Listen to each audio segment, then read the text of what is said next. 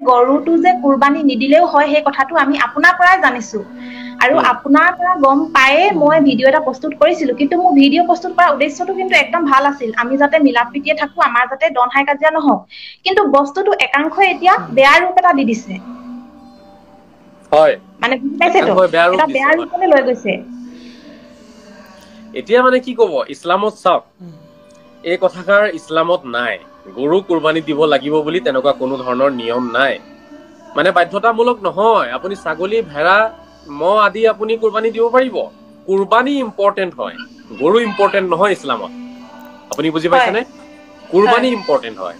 আৰু অসমৰে নহয় গোটেই ভাৰতবৰ্ষৰ আমাৰ অমুছলিম সমাজৰ প্ৰব্লেমটো ক'ত আছে কুৰবানীৰ লগত কোনো প্ৰব্লেম নাই প্ৰব্লেমটো আছে গৰুৰ লগত সবেই এইটোৱে বিচাৰে যে গৰু কুৰবানী নিদি যদি ছাগলী ভেড়া কুৰবানী দিয়ে কোনেও বেয়া নাপায় হয়নে সো মই সেই কথাটোৱে কৈছিলো এই কথাৰ কিন্তু কোনো মই আৰু এটা উল্লেখ কথা সুধিব বিচাৰিছো আপোনাক আৰু এটা মাজত ধৰি কৈছো বাৰু আৰু এটা কথা সুধিব বিচাৰিছো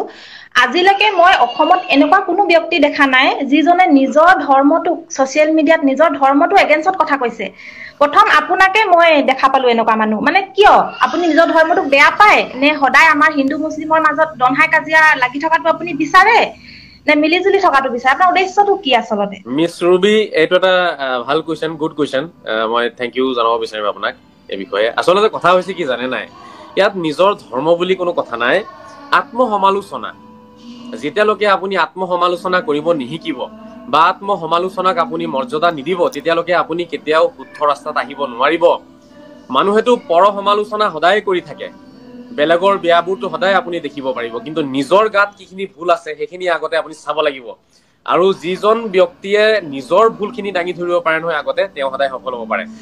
আৰু মই আমাৰ ধৰ্মৰ যিখিনি মই দেখিছো বেয়া ভুল কথা চলি আছে প্ৰচাৰ হৈছে সমাজত সেইবোৰ অতৰাটো মোৰ দায়িত্ব হয় যেহেতু মই ইমান দূৰত পঢ়া শুনা কৰিছো মই গৱেষণা কৰি আছো মুছলিম লৰ ওপৰত এতিয়া যিবোৰ ভুল কথা প্ৰচাৰ হৈছে এইবোৰতো মোৰ আঁতৰাব লাগিব এতিয়া মই নিজকে শুদ্ধ নকৰি যদি মই আপোনাৰ ভুল ধৰিব যাওঁ সেইটো কিবা এটা আপোনাৰ কওকচোন মানসিকভাৱে বিকাৰগ্ৰস্ত কোনোবা ব্যক্তিৰে কাম হ'ব লাগিব তেনেকুৱা কৰাটো গতিকে মই ভাবো বহুত বেয়া লাগিছে আৰু এটা কথা বহুত বেয়া লাগিছে যিহেতু মোৰ উদ্দেশ্যটো ভাল আছিল যে আমি মিলিজুলি থাকো মই ভাবো যে আমি হিন্দু মুছলিম একেলগে সৰুৰ পৰা পঢ়ি আহিছো একেলগে কাম কৰি আহিছো তো গতিকে আপোনালোকৰ ঈদত আমি ভাগ লওঁ আপোনালোকে আমাৰ বিহুত ভাগ লওক সেই উদ্দেশ্যেৰেহে কথাখিনি মই কৈছিলো এটা ভাল উদ্দেশ্যেৰে আৰু মোৰ মনত এটা মানে এনেকুৱা এটা ভাৱ আছে যেন আমাৰ হিন্দু মুছলিমৰ মাজত বিভেদ যে সৃষ্টি হয় প্ৰায় এটা কাৰণ গৰু নেকি চাগে যিহেতু আমি গৰুক পূজা কৰো কিন্তু একদম আমাৰ আপুনি শুদ্ধ কথা কৈছে হয় আপুনি একেবাৰে শুদ্ধ কথা কৈছে মই বস্তুটো ফিল কৰিছো আমাৰ ধৰক হিন্দু মুছলমানৰ মাজত মৰম চেনেহটো কমিছে দূৰত্ব বাঢ়িছে ইয়াৰ কাৰণটো কিন্তু গৰু হয় যিহেতু গৰুক অমুছলিম সমাজে শ্ৰদ্ধা কৰে গৰু বিহু আহে তাৰপিছত ধৰক তেওঁলোকে মাতা বুলিও কয় গতিকে তেনে কথা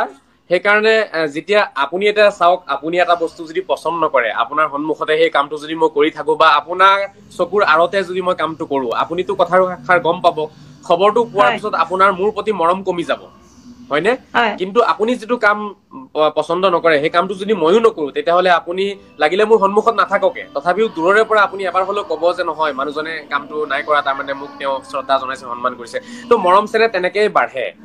মই আজি মুছলমান সমাজত এই বস্তুটোৱে দেখিছো মুখেৰে কওঁ এটা আমি কৰো আৰু এটা আমাৰ কথা আৰু কৰ্মৰ মাজত মিল নাই তেতিয়া মই আপোনাক কম মিছ ৰুবি মই আপোনাক সন্মান জনাও তাৰ মানে সন্মান জনাও মানে এইটো হ'ব নেকি এতিয়া মই আপুনি বেয়া পোৱা কৰ্মটো যদি কৰি থাকো বেয়া পোৱা কামবোৰ যদি কৰি থাকো তেতিয়াহ'লে মই কেনেকৈ সন্মান জনালো আপোনাক কওকচোন হয় নহয় সো মুছলমান সমাজে কয় আমি হিন্দু সমাজক বা অমুছলিম সমাজক আমি সন্মান জনাও বুলি কৈ থাকে তো যদি সন্মান সঁচাকে জনায় তেতিয়া সন্মান কাক কয় আপুনি কাৰোবাৰ ধৰক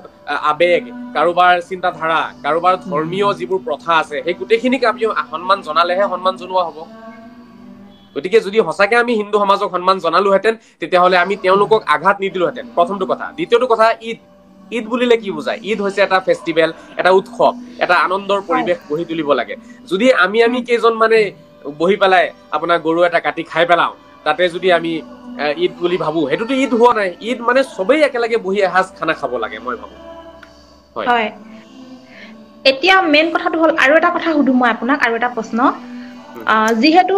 মই বিতৰ্কত সোমোৱা মেইন কাৰণ আপুনিয়ে বুলি ক'ব লাগিব কাৰণ চাওক এজনী ছোৱালীক ছচিয়েল মিডিয়াত বদনাম কৰি দিয়াটো একেবাৰে সহজ কথা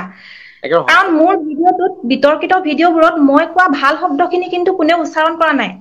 মই যে মিলিজুলি থাকিব লাগে, ধৰক কাজিয়া হ'ব নালাগে, তেনেকুৱা ধৰণৰ শব্দখিনি কোনেও ব্যৱহাৰ কৰা নাই। বেয়া শব্দখিনি ব্যৱহাৰ কৰি মোক বিতৰ্কিত হেৰিয়াত লৈ গৈছে। আৰু বহুতে ভিউজৰ কাৰণে কৰিছে, মোৰ নাম লৈ লৈ 2টা ভিউজ পাইছে বা 2 টকা ইনকম কৰিছে বা এসাঁজ খাইছে, তাত মোৰ ভালে লাগিছে দিয়ক। কিন্তু আপুনি যিহেতু আমাক ক'লে বাবেহে আমি গম পালো, কিন্তু আপুনি সেইটো ভিডিঅ' নবনোৱা হলে আমি কেতিয়াও গম নাপাওঁ। হয়, চাওক, প্ৰথমতেতো মই আপোনাক মিছ ৰুবি, মই আপোনাক আমাৰ গোটেই মুছলিম সমাজৰ ফালৰ পৰা ক্ষমা খুজিছো। আপুনি অন্তৰত কোনো আঘাত নলব। আমাৰ একাংশই মানে কথাবোৰ বুজি নাপায়, মূৰ্খ বুলি ক'ব লাগিব। এওঁলোক পঢ়া শুনা কৰা নাই, যদি পঢ়া শুনা কৰিছে শিক্ষিত মূৰ্খ হয়, অন্ধভক্ত, বুজি পাইছেনে? চকুত পৰ্দা লাগি আছে এওঁলোকৰ। এওঁলোকে মুখেৰে কয় এটা, কৰ্ম কৰি দেখা আন এটা। আজি আপুনি যিটো কথা কৈছিলে, জাষ্ট এটা আপোনাৰো আহ্বান আছিলে যে আমিও আপোনালোকৰ ঘৰত যাব বিচাৰো, আপোনালোকৰ লগতে ঈদৰ দিনটো আমি পাৰ কৰিব বিচাৰো, এসাঁজ খাব বিচাৰো, কিন্তু আপোনালোকে গৰু কাটিলে আমি আপোনালোকৰ ঘৰত যাম কেনেকে? চ' আপুনি এটা আহ্বান জনাইছিলে, সেইটো মৰম চেনেহৰ এটা আহ্বান আছিলে, এটা বাৰ্তা আছিলে, কিন্তু বুজি পোৱা নাই, আপোনাক অপমান কৰিছে। তাৰ বাবে মই ক্ষমা খুজিছো। মুস্তাফা কামাল আজহাৰীয়ে আপোনাৰ ওচৰত ক্ষমা খুজিছে, গোটেই মুছলিম কমিউনিটি, গোটেই মুছলিম সমাজৰ ফালৰ পৰা। গতিকে আপুনি বেয়া নাপাব, মনত নাৰাখিব। আৰু দ্বিতীয়তে ধৰক কিছুমান কৰ্মটো, গতিকে এৰি দিয়াটো ভাল। হয়,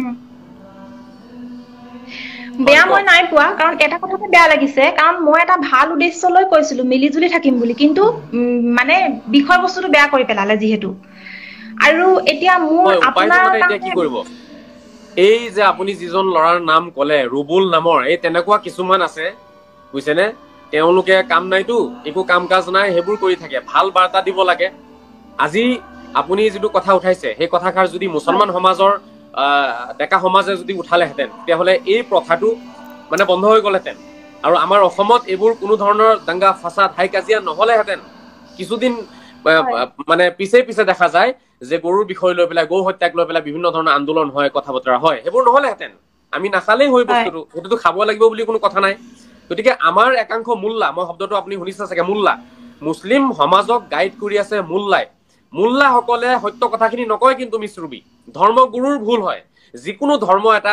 বিপথে পৰিচালিত কেতিয়া হয়, যেতিয়া ধৰ্মগুৰুসকলে ভুল কথাখিনি কয়, তেওঁলোকৰ সৰু এটা সামান্য কিছু পৰিমাণৰ তেওঁলোকৰ স্বাৰ্থৰ বাবে তেওঁলোকে কামখিনি কৰে। গতিকে মুছলিম ধৰ্মগুৰুসকলে যদি মই যিদৰে কৈছিলো তেনেদৰে যদি কথাখিনি খুলি কৈ দিলেহেঁতেন ৰাইজক, তেতিয়াহ'লে এই বস্তুটো নাইকিয়া হৈ গ'লহেঁতেন। আৰু আপোনালোকেও আমাৰ ঘৰত ঈদত আহিব পাৰিলেহেঁতেন, আমি সকলোৱে মৰম চেনেহে ঈদ পালন কৰিব পাৰিলোহেঁতেন। হয়, কিন্তু আপোনাক মই ধন্যবাদ জনাম এই কাৰণে যে আপুনি সাহসেৰে কথাষাৰ আপুনি আগবঢ়ালে, মুছলমান সমাজত দাঙি ধৰিছে। যদিও আপোনাক আজি কিছু ব্যক্তিয়ে অপমান কৰিছে, চাওক, সদায় ভাল ব্যক্তিৰ পিছফালে লাগি থাকে কিছুমান বেয়া ব্যক্তি থাকেই।